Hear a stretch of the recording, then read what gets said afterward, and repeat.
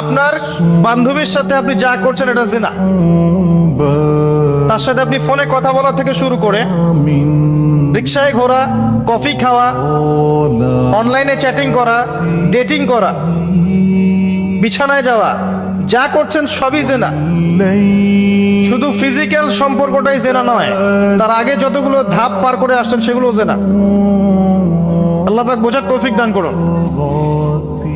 এবং মেয়েরাও যা করছে ছেলেদের সাথে, বয়ফ্রেন্ডের সাথে, সবই জেনা। চুলাটার কথা মনে রাখবেন। এবং আমরা মাঝে মাঝে এরকম জেনার দিবসও করছি, যখন মানুষ ইউনিভার্সাল জিনা করছে। যে পাপের কারণে 1 বছর বহিষ্কার করতে হয় মুসলিম সমাজ থেকে, 100 বেত্রাঘাত করতে হয়, সেটাকে আমরা নাম দিয়ে দিচ্ছি কাছে আসার গল্প। আল্লাহ পাক যেখানে বলছেন লা তাকরাবু জিনা, জিনার কাছেও যেও না।